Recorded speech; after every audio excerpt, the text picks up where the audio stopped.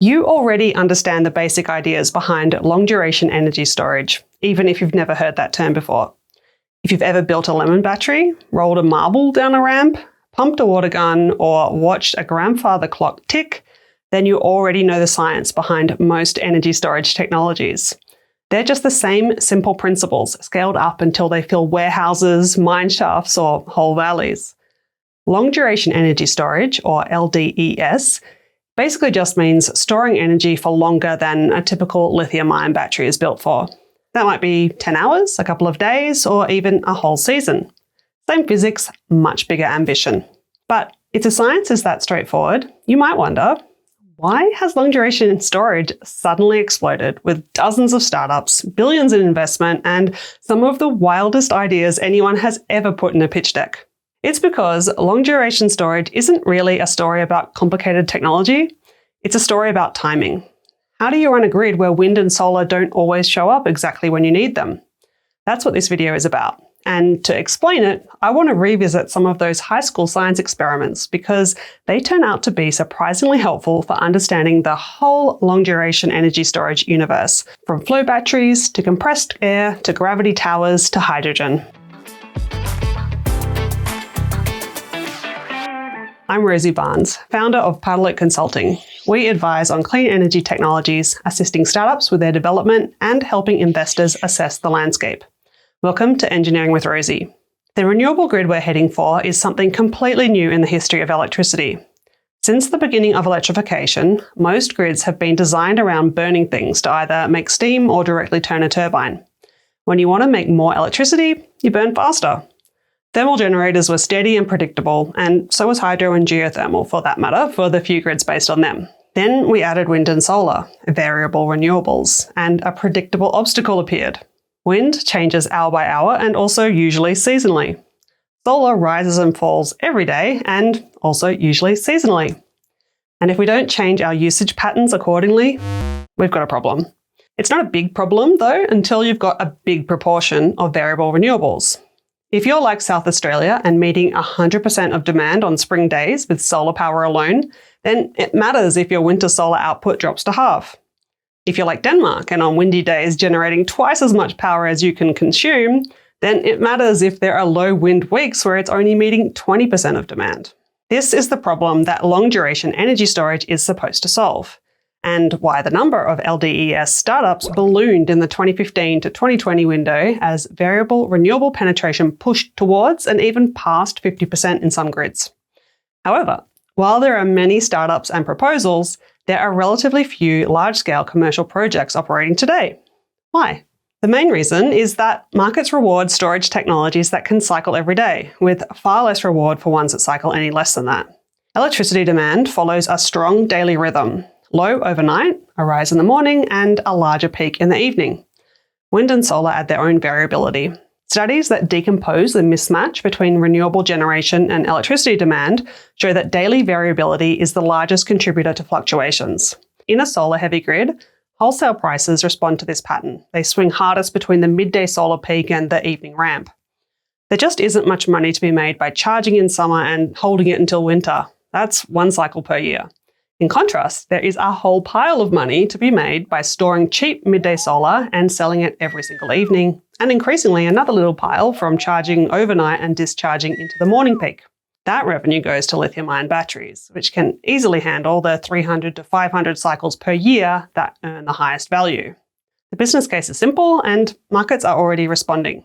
Early incentives have really accelerated Australia's rollout, and now lithium-ion batteries are dramatically changing our electricity market. In November this year, utility batteries discharge more energy than peaking gas on the main grid. Add the roughly 2 gigawatt hours of home batteries already installed, and very soon, batteries will be the #1 firmer of variable renewables in Australia, more than all gas and all hydro combined. It's an incredible shift. But daily cycling is the easy part, and it doesn't solve the Dunkelflaute problem. In sunless, windless periods, you don't have surplus midday or overnight energy to charge batteries, and it doesn't matter how many you have, flat batteries aren't any help. So this is the role left for long-duration technologies, right? That's what most people expected to happen, a nice, neat division of labour. Lithium-ion would handle the daily variability, and anything longer would naturally fall to long-duration storage technologies. But that handover point has been shifting because lithium-ion has quietly expanded into durations that were once assumed to belong only to LDES. One point I see people get wrong is thinking that lithium-ion can't do long durations, as if it's a technical limitation. But think about it. If you charge your phone and leave it off, it'll still be full days or weeks later. It's not like all the charge leaks out if you leave a battery full for more than 24 hours. The duration of any energy storage is just the ratio of its stored energy to its discharge power. A 2-hour battery becomes a 4-hour battery if you discharge at half the rate, slow it down by a factor of 4, and it's now an 8-hour battery. The limit for lithium-ion duration is actually an economic limit rather than a technical one, and that limit applies equally to long-duration storage techs as it does to lithium-ion. Lithium-ion battery prices have been reducing so fast, faster actually than most alternative technologies. This is why lithium-ion is now usually the preferred technology for 8-hour storage projects, and that is still pushing out to beat alternative technologies for 12-hour durations and inevitably beyond.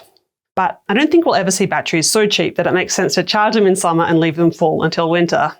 If we need that, some other technology will need to take over for multi-day or seasonal storage. So somewhere between 8 hours and 6 months, there must be a point where lithium-ion ends and long-duration energy storage truly begins. But where? To figure that out, let's walk through the main technologies, how they work, where they fit, and what real projects tell us. Pumped hydro converts electricity into gravitational potential energy by pumping water uphill and then letting it fall back down through a turbine when you need the power. With the right geography, it's quite straightforward to get really long storage duration. You simply raise the height of the dam wall. Hydro dams are simple and pretty cost-effective over their really long lifetimes. That's why almost all the world's existing energy storage was built this way, around 99% of all storage capacity in the world today.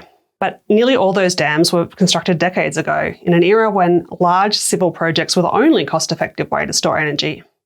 High upfront costs, environmental constraints, and a lack of suitable new sites mean that most new energy storage capacity added today is not pumped hydro at all, but lithium-ion batteries. But pumped hydro may be experiencing a revival. China, for example, has recently built some very large pumped hydro stations and plans to eventually more than triple the amount that they have today. Australia's Kidston project is another example of new pumped hydro, a 250 megawatt, 2 gigawatt hour system repurposed from an abandoned gold mine. It's the first pumped hydro project to be completed in Australia in over 40 years, and the first ever developed by a private company. Did you make a lemon or a potato battery when you were a kid? Flow batteries are an electrochemistry prac like that, scaled up to the size of a shipping container, containing 2 big tanks of liquid electrolytes. When you charge the battery, you pump the liquids past a membrane and change their chemical state. When you discharge it, you reverse the reaction and get electricity back out. What's nice is that the energy capacity just depends on tank size. The bigger the tanks, the longer the duration, and tanks are cheap. In practice, most commercial systems today are around 4 hours, but the promise is that you can stretch that to 10 or more just by adding more liquid. A US federally funded project is developing a 24-hour vanadium flow battery to test how well it can support the grid at utility scale.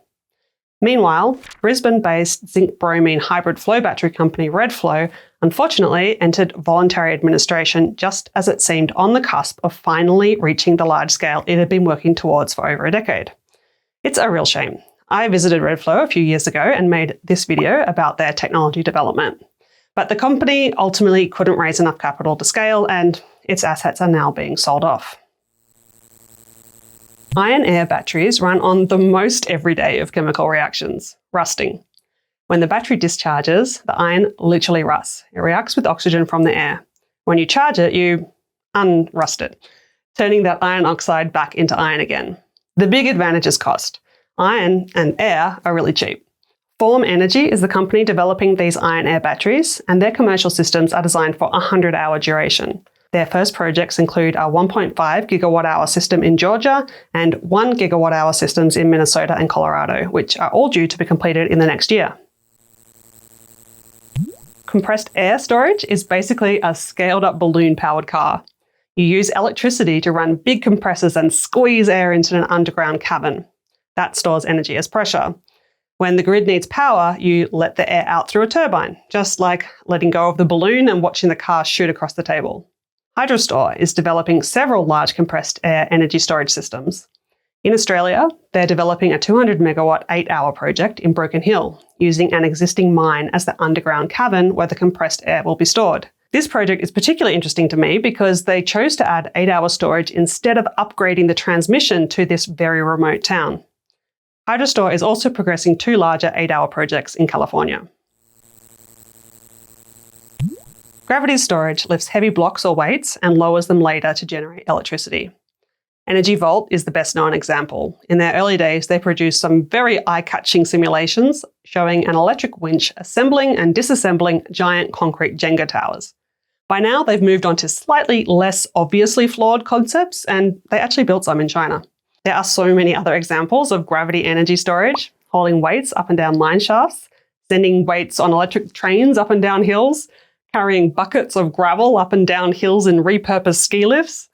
Let me know if I've forgotten your favourite example in the comments. There are so many crazy ideas here. The core idea is simple. Convert electricity into potential energy, really similar to what grandfather clocks have been doing for hundreds of years. But the execution is messy. They take up a lot of space. They require heavy industrial equipment and so many moving parts that wear out, and many of these techs require extremely precise control.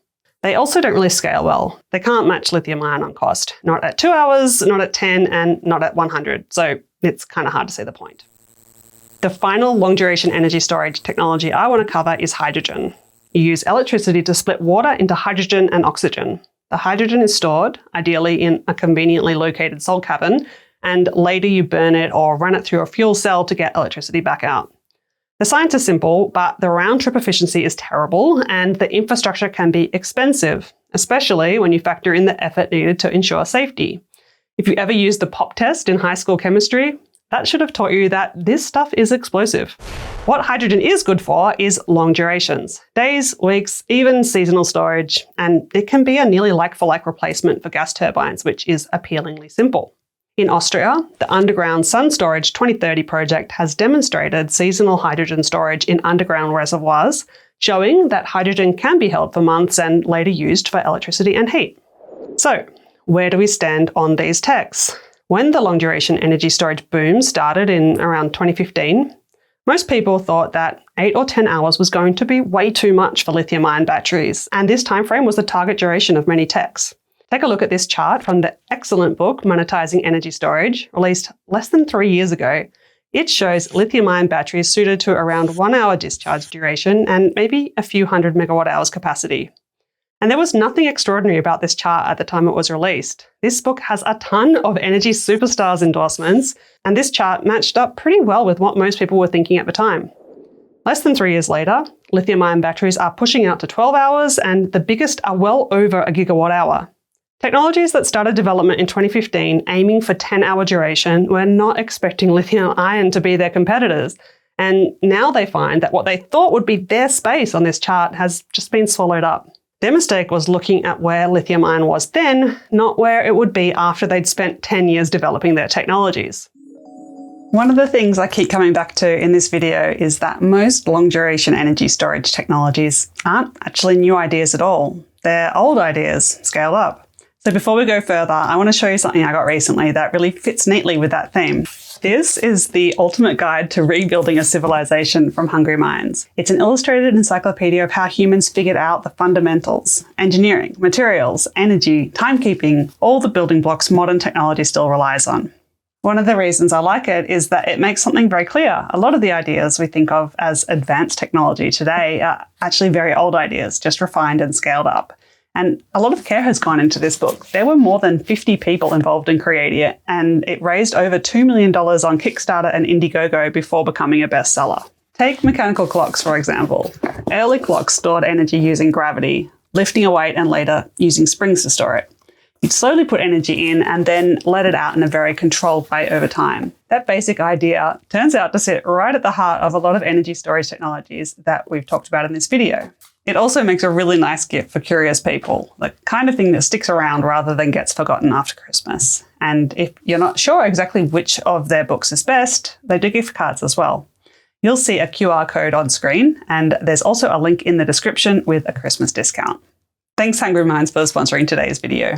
If we look at the LDES techs we've just covered, most of them have developed products at 10 hours or shorter duration, and in most, maybe all cases, significantly more expensive than lithium-ion can do the same duration. I think in the absence of specific support or preferencing for these technologies over lithium-ion, we can already rule out gravity energy storage, most flow batteries, and compressed air unless they're able to pivot to longer duration whilst they additionally continue to aggressively reduce costs. That leaves iron air, hydrogen, and pumped hydro left with a clear offering that lithium-ion can't do better and cheaper. But even then, how much do we actually need? I'm going to take a bold stance here and suggest that we will end up needing vastly less than what most people today think. I'm going to start with a local example. In Australia, our market operators plan for the future energy system does call for a large amount of dispatchable storage, nearly 20 times as much as what we have today. But on average, it's not much more than 10 hours duration. In fact, in the near-term pipeline of committed battery projects, we are set to already approximately quintuple what we've got now. It's probably not actually going to take that long to get us most of what we need. A really simple illustration of what I'm talking about when I say we'll need a little to no extra long-duration energy storage in a country like Australia with excellent renewable resources comes from David Osborne, who I've talked about quite often before. He has created a real-time, real conditions model of a hypothetical renewable Australian grid based on a simple scale-up of real wind and solar performance combined with just 5 hours of storage in addition to existing hydro. And this model has achieved 98.6% renewable electricity over the 4+ years he's been running it. A longer-term academic study found that we very rarely see worse Dunkelflaute than what we've seen in the 4 years of real weather that David's model has covered. Those are Australian results though, and we've probably got the best combined wind and solar resources in the world. A German study offers a good example of how storage needs rise in more winter peaky systems where solar can't do the heavy lifting like it can in Australia. They found that in Germany, storage requirements expand dramatically from gigawatt hours to terawatt hours once renewable penetration pushes beyond about 85 to 90%. So what about that last 2 to 15%, depending on where you're located? This small slice of the challenge ends up attracting far more attention and funding than it deserves, in my opinion, despite representing only a minor part of what a renewable grid actually needs to overcome.